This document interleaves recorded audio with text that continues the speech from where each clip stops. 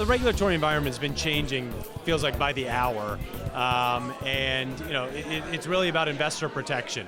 And our venue will be a platform which will allow for secondary trading of those security tokens. So we think it's another great avenue for investors to participate in companies that are doing some really great things with the blockchain technology. Right now, the problem is that different regulators are all stepping in and claiming jurisdiction. We have SEC, the CFTC, we have FinCEN, all claiming jurisdiction. So we may be headed toward a lot of litigation in the future. Wyoming just passed 5 bills. I don't know if you're familiar with what happened in Wyoming. They're very pro blockchain and crypto. And they just did this a couple of weeks ago. So the environment's changing every day. We don't know what the SEC is going to do. I mean, they're looking at companies right now. So you got to be careful. And that's what we're trying to do. I think regulation should just begin and end in terms of the security token offering or in ICO.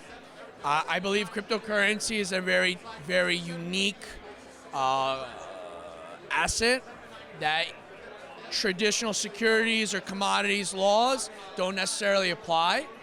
But I do believe that anytime that you raise outside capital, like an ICO or a security token offering or a TGE of some sort, I really do believe that you need regulatory bodies to oversee, because these are funds that are given by investors, and majority of them, they're not big investors, small investors.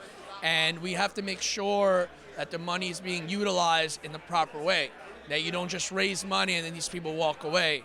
So it's very important that regulatory bodies come in terms of the STO, the ICO space. There's a need from the government to make new products look like the old products. So what we're trying to do right now is the government seems to be trying to shoehorn this new development in the capital markets into the old framework of stocks.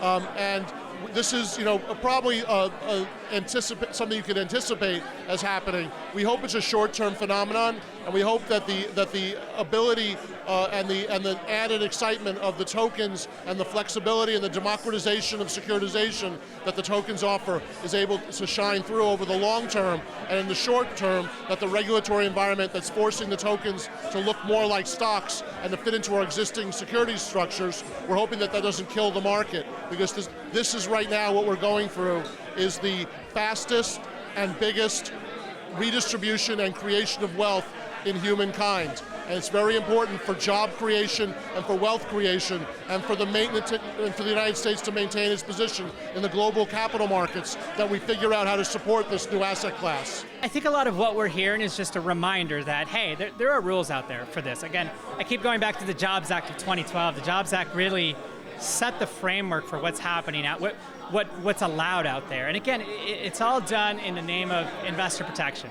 None of it's in the name of stifling innovation and killing this great energy that's out there. It's really just about protecting people like you and me, protecting that little old lady who's investing her retirement money into these types of deals, and really just providing a safe and even, a safe and even playing field for all the participants out there. So for us, we think, there's certainly coming out with guidance around, reminding people that there are rules out there for this sort of stuff. We're fans of light regulation. We're fans of investor protection. And so far, everything we've heard has been in support of our the broader movement we see playing out. For us, compliance is absolutely key. It's one of our core pillars. But we're directly working with the DFS and making sure that they set the tone, they set the frameworks, they set the groundworks for us to be a successful business. So we're very much in line with how do we work with government, how do we work with not-for-profits, how do we work with regular businesses, and how do we build that ecosystem so that this technology is actually used the way that it's meant to and the way that it's effective. A lot of issuers are moving out of the U.S. market, but we're seeing the most popular response is to do an offering under an exemption to the SEC registration rules under Regulation D to accredited investors. And then a lot of issuers are following up with what's called the airdrop, which is a free token giveaway. But we want to caution issuers that the airdrop is not without its risks, its SEC risks. So we would say that the airdrop needs to also be offered under an exemption as well. I'm hoping that the regulators will be able to understand what project is really trying to do something new and innovative, something that has benefits for the end user, versus project where people just trying to raise money and really have no interest in helping the market or helping the investors. Where the trend is going in the industry, I think securitization of assets is a massive, massive leap forward. And I think the credibility that that's going to give to companies who are pushing the boundary there is going to be amazing for the space. People are scared of the utility token offerings right now. I'm anticipating that one of the larger blockchain companies will eventually challenge the SEC on the definition of a utility token, and we could see that move up to an appeal court. Hopefully will be resolved in the future.